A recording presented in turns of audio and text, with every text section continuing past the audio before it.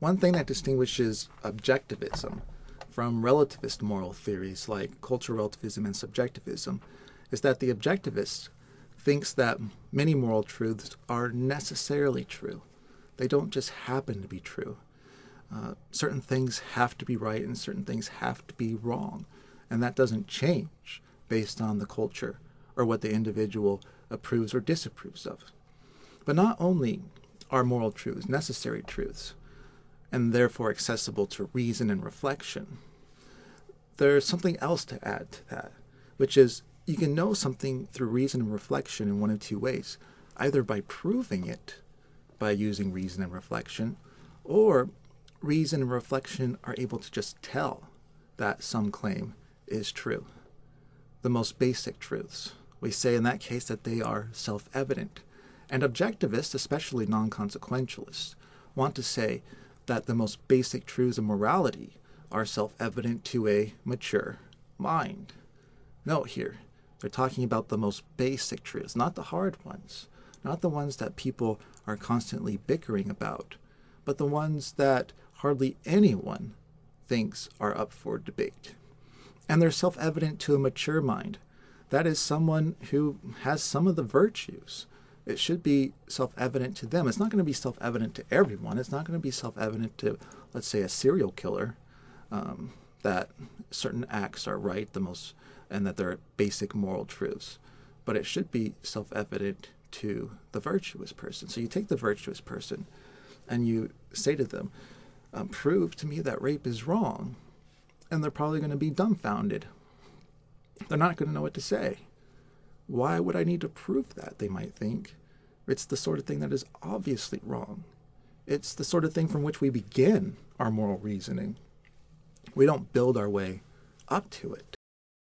What are some examples of basic moral truths that might be self-evident? Well, we've already talked about one, rape is wrong.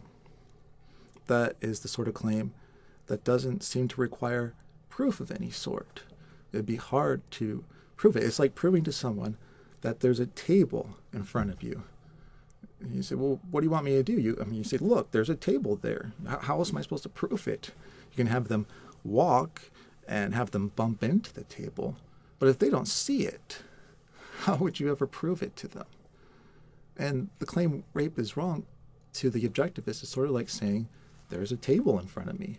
It's where you begin from. It's one of those obvious truths that you start from. Another example, torturing people for the fun of it is wrong, or helping the poor is good. With regard to these truths, you'll find that most people tend to agree about them. You don't find heated disputes about whether helping the poor is good. You don't find people on the con side saying helping the poor is the most abysmal, evil act that any person could perform. No, it's not something that we debate about because it seems self-evidently true. Or we have a right to life. That seems self-evidently true. Or happiness, friendship, and knowledge are goods. So those are all moral truths that, for the virtuous person, are ones that should be obvious to them, which they should immediately recognize to be true without having to prove it through some complicated argument. Here are some more examples from a textbook written by Russ Schaefer Landau. Children aren't as morally responsible as adults. That seems something that's pretty obvious, and we use that moral truth to construct, legal systems and laws and so on. But it's not something that we think we need to prove, because, well, when you think about what a child is and what an adult is, it should be pretty evident that children are not as morally responsible as adults. Causing unnecessary pain just for fun is wrong. Kindness and generosity are good things. Again, these are not claims that a lot of people debate about. They don't find people defending the view that kindness is absolutely abhorrent, and anyone who's kind should be shunned by society altogether. No, they think it's pretty obvious kindness and generosity are good things. Equals should receive equal treatment. Thus, sexism and racism are wrong. Why does it seem so obvious that sexism and racism are wrong? Well, because it violates what looks like a self-evident principle, which is if you're equal, you should receive equal treatment. What could justify partiality when you're dealing with equals. And because the objectivist wants to say that there are, for the most basic moral truths, they're accessible immediately and directly to the mind, they're self-evident to a mature mind, people who are disposed toward relativism dislike the view because they find that sort of knowledge mysterious, spooky. They're just not sure how that's even possible. Instead, they think that the only way to discover what's morally true is not through reason and through something's being self-evident, but by knowing what the culture approves of or by introspecting and knowing what you approve of. That's what the cultural relativists and the subjectivists believe. So for them, there really aren't any self-evident moral truths in the way the objectivist is speaking. It's all a matter of finding out the contingent truth of what the culture approves of and what you approve of. Now, the idea that there are self-evident truths is something that you probably shouldn't contest. Maybe the contestable or questionable claim is whether there are self-evident moral truths. But there have to be some things that we know in a way that's self-evident. We can't prove everything that we know. We have to know some things immediately and directly apart from proof.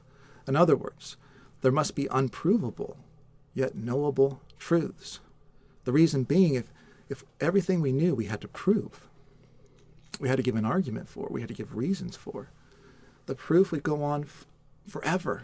It would be infinitely long. And therefore, the claim that you wanted to know, the claim that you're trying to prove, would never be proven in the first place, because you can't complete an infinitely long chain of reasoning.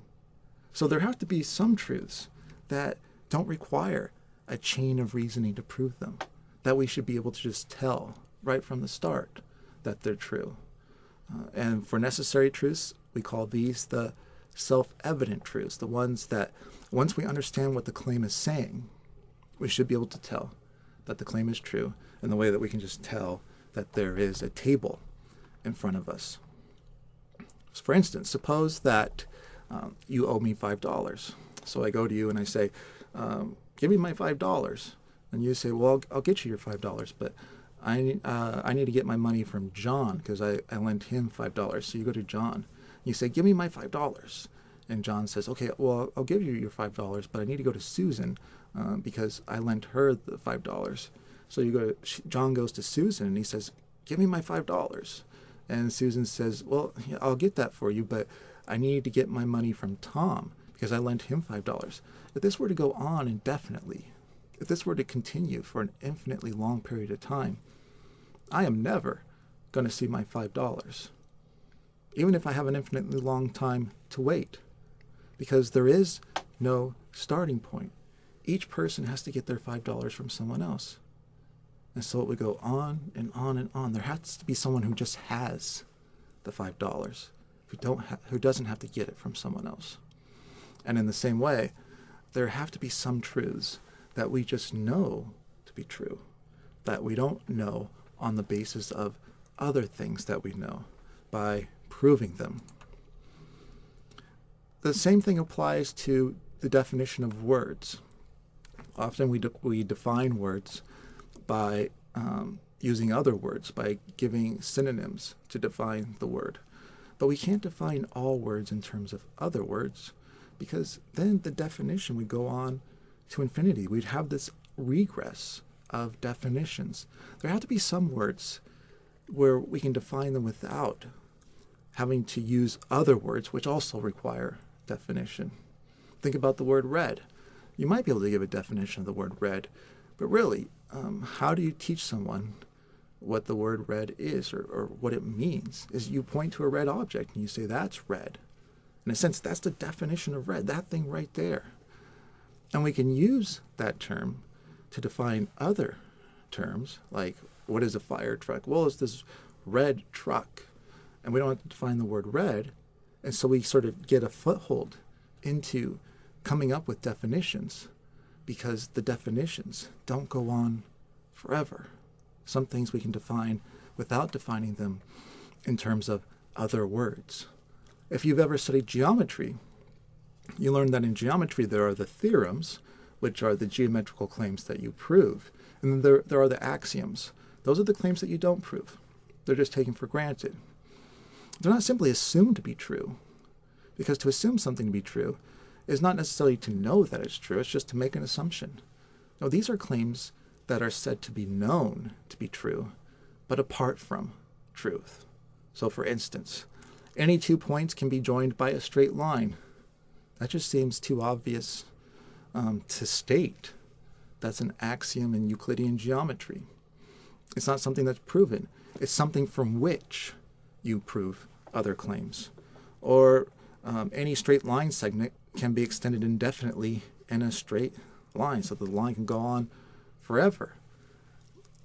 How would you prove that? I mean, this doesn't seem like the sort of thing that really needs to be proven. What needs to be proven are the more complicated claims of geometry. Or imagine this, try proving to someone that 2 plus 2 necessarily equals 4. How would you do that? You could just keep adding 2 and 2 and getting 4, but that wouldn't show that it's necessarily the case that 2 plus 2 equals 4.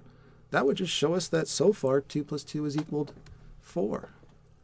But you can tell, once you understand what 2 is and what plus is and what equal is and what 4 is, that not only is the claim 2 plus 2 equal 4 true, but that it's got to be true. It's self-evident to a mature mind. There are other truths that we know without having to prove them, without having to argue for them. Truths that we know immediately and directly. For instance, the claim that you exist is something you know to be true immediately and directly. To know that you exist, you don't have to prove it, because you're directly aware of your own existence. If there's something you're never going to be mistaken about, it's this, that you exist. Because even to have the belief that you exist requires that you exist. You can never believe that you exist and be wrong.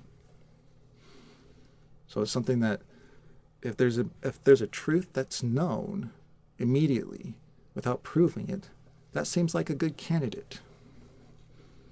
Even if you were to doubt you exist, you would have to exist, which is something Descartes pointed out, a famous philosopher from the Enlightenment period. And you probably heard the claim, "I think, therefore I am," which comes from one of his less famous books. But in his most famous book, Meditations on First Philosophy, he talks about what he can doubt and what he can know for certain. And he asks whether he can even doubt his own existence. I mean, you can doubt lots of things, but your own existence, is that something that's really something you can genuinely and legitimately doubt? And he noticed, well, if I'm doubting it, I would still have to exist, because you have to exist to doubt something. So the claim that you exist is something that you know immediately or directly. It shouldn't be something that you have to prove to people to know it. Or when you're in pain, you know when you're in pain. You don't have to give an argument for it. You don't infer it from your behavior. You don't look down and say, "Oh, I noticed that blood is running down my leg, and I'm screaming, and people look horrified, so I must be in pain." No, you can just tell that you're in pain. It's something that's known immediately and directly. We talked about the law of non-contradiction as something that's self-evident. But there are other truths which are perhaps less obvious, but we think we don't need to prove them, that they're too much a matter of common sense. Here's one of them. You didn't pop into existence 5 minutes ago, replete with memories, which happen to be all false, but seem like genuine memories. So imagine someone who's lived as long as you have lived, and they've had all these experiences, and so they've got these memories, and the memories really do come from those experiences, and they reliably represent those experiences. And someone who's created just 5 minutes ago, but they're given the memories. And so they think, well, they've been alive all this time. And the memories themselves, there's nothing about them that would tell them, well, these are the fake ones and yours are the real ones. They just seem like genuine memories. How do you know you're not in that position? How do you know that you weren't created 5 minutes ago, replete with your memories. Well, I doubt it's something you're going to take seriously. And it's a very hard thing to prove. It's almost impossible to prove that that claim is false, that you were created 5 minutes ago with your memories. But nevertheless, you think, I know it's false, even though I don't prove it. It's something I start with. It's a truth I start with, not one I end with. It is self-evident to a mature mind.